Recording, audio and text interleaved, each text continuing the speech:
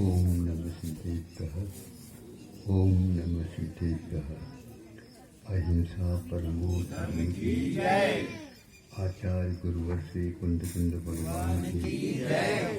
आचार्य गुरुवर से ज्ञान सागर मुनि महाराज की जय। आचार्य विद्यासागर जी महाराज की जय। आचार्य संघ की जय। आप लोगों को, प्राय सब लोगों को ज्ञात होगा, जब द्वारका जलने लगा तो कृष्ण जी उसको बुझाने के लिए ऐसे ऐसे साधन जुटाए। समुद्र का पास समुद्र था, समुद्र का जल के द्वारा इसको मैं बुझा देता हूँ। और उपाय किया है,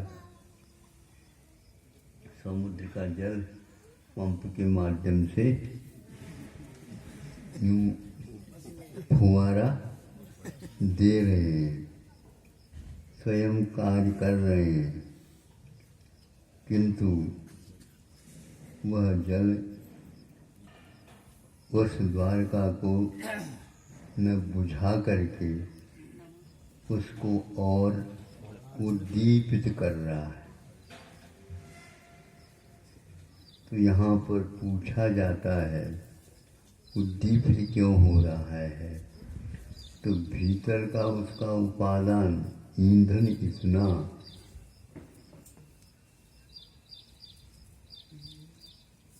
इतना है कि वह बुझ ही नहीं सकता। ऐसा कौन से ईंधन है? तो आचार्य कहते हैं जिनका कर्म का उदय हो रहा है उसको बुझाने के लिए संसार में कोई भी साधन नहीं है। जल के द्वारा अग्नि तो बुझना चाहिए, बुझे यह कोई नियम नहीं है। तो क्या होगा? कुछ नहीं होगा। वो घासलेट का काम कर रहा है, घासलेट का तेल, हाँ, पूरा का पूरा उसको होते हुए भी कोई भी बुझा नहीं सका और राख राख हो गया।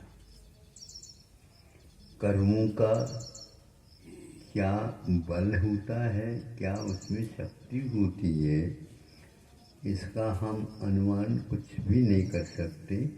शास्त्रों के माध्यम से पढ़ सकते हैं, सुन सकते हैं। जब उसका भीतर का अनुभाग कम होगा, उदय में कम आएगा, तो उस समय वह धीरे धीरे बुझना प्रारंभ कर देगा। अन्यथा उसके सामने किसी का कुछ भी नहीं चल सकता है। मेरे पास बहुत कुछ है, मैं कर लूँगा, तो कर लो। 3 खंड के अधिपति जब कुछ नहीं किया है तो कौन क्या कर सकता है? सब अपने अपने कर्मों के उदय से सब भोग रहे हैं, इसको कोई समझ नहीं पा रहा है। तो गुरु लोग समझा देते हैं, वो भी कहते हैं मैं समझा करके ही रहूँगा, ऐसा भी नहीं। क्योंकि आपको तो समझ में आएगा, आपके कर्म आपके अनुरूप थोड़ा सा होगा तो बुद्धि समझ में आएगी। तो सीता का जीव रावण को समझा रही है, अब समझ में रावण को आ रहा है। तो अब तो आ रहा है तो अपने आप आएगा। क्षेत्र ही बदल गया। जब सीता हार गई, रावण को लेकर के नहीं आ पाए, तो रावण कहता है ये मेरा इतना ही कर्म का उदय है, आप कुछ भी नहीं कर सकोगे। बांध करके उसको विमान से या तो मोम की भांति वह पिघल करके उन्हें नीचे जमीन पर आ गिर पड़ा। ऐसा है, इसीलिए कर्म बांधते समय अज्ञान रहता है और कर्म भोगते समय ज्ञान हो जाता है, तो भी अच्छा है। निकलने का यही एकमात्र उपाय है। इसलिए आप लोग अहंकार को छोड़ो, रावण की भांति नहीं समझे। अब बाद में समझने की अपेक्षा से अभी समझ लो तो ठीक है, नहीं तो बाद में तो कुछ बात ही है। बर्बाद होने के उपरांत फिर क्या करें। इसलिए कि कर्मों के आगे कुछ नहीं कर सकते। तो ये कर्म क्या है? यह हमारे प्रज्ञा को उल्टाने वाले हैं। हमारे अच्छाई जिसमें है उनको उल्टा दे, इसलिए उल्टाता है कि वह एक प्रकार से इस प्रकार के विस्फोटक सामग्री से युक्त ही है। वो विस्फोटित ही होगा, उसको कोई रोक नहीं सकता। और रोकने का भाव कर सकते हैं लेकिन रोका नहीं जा सकता। अभी सुनने में आया था कि अमेरिका कह रहा बताते हैं अब मैं कुछ भी नहीं कर सकूँगा। राष्ट्रपति कह रहे हैं कि मेरे पास अब कुछ भी नहीं रहा है, मैं इसको किसी भी प्रकार से दूर कर ही नहीं सकता। उसने 75 लाख करोड़ है इतना घोषित किया था, जिसका अर्थ निकाला 7.5 मील होता है, अरब खरब नहीं होता है, मील होता है। 1 लाख करोड़ का होता है 10 खरब। तो हाँ, इस प्रकार वो है साढ़े ये सब लगेगा ही नहीं, क्योंकि करोड़ के आगे तो बढ़े ही नहीं, बढ़ना ही नहीं।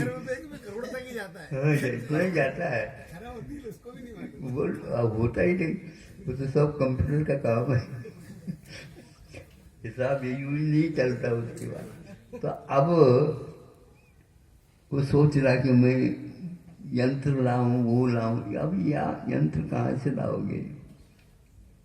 कोई भी वेंटिलेटर वगैरह मूल्य कुछ नहीं हो। इस प्रकार के कर्तव्य मूड हो जाता है। तो पहले समझ में आ जाए तभी तो हाँ कहने के पेशा से श्रद्धा का उपयोग करो। हाँ, हमें समझ में नहीं आ रहा कोई बात नहीं, लेकिन आप समझा रहे हैं, आपकी बात के ऊपर हम भरोसा रखते हैं। हाँ, इतना ही हो सकता है। इसी का नाम सम्यक दर्शन है। समझ में आएगा ही नहीं, वो श्रद्धा से हाउ कह दो, बाद में आप हाउ कह देते हो। इसके अपेक्षा से जो पढ़ा लिखा होता है तो बाद में हाउ कह देगा, वो भी दिल मार करके, मन मार करके आओ आपके कहलाने से हम हाँ कह देते हैं। बात समझ में नहीं आ रही, आएगी नहीं, वो हिसाब ही अलग है। तो इस प्रकार रावण को अब नीति पूरी बुद्धि आ रही है। सीता ने समझा दिया। अब सीता आज उसके ऊपर कोई भी उन्हें गुस्सा नहीं किया, समझ में आ गया। बहुत बार समझाने के उपरांत भी पहले नहीं समझ में आया, अब तो अपने आप ही कटु अनुभव होने से समझ में आ रहा। विज्ञान आज वस्तुतः विपरीत ही कार्य कर रहा है।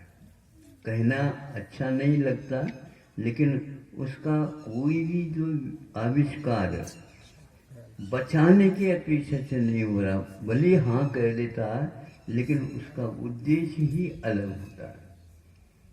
बस स्पर्धा में लगा हुआ है, द्वेष में लगा हुआ है, मैं करके दिखाऊंगा, अभिमान में लगा हुआ है। इसमें तो वह कर रहा है काम, लेकिन अच्छाई के बारे में दया सबको कर रहे हैं, लेकिन अब समझ में आ रहा है। इसका उपयोग यदि मान लो दूसरे के काम में आ जाता धन, तो तुम्हारे लिए तो पूरे पूरे लोग मान्यता प्राप्त हो जाता आत्मा को, लेकिन हो कैसे, वो बहुत दुर्लभ है। तो भारत के पास अध्यात्म ही है, उसके साथ साथ थोड़े बहुत उसके पास और भी भौतिक भी विकास कुछ किया हुआ, कि सबकी नज़र तो इसी ओर है।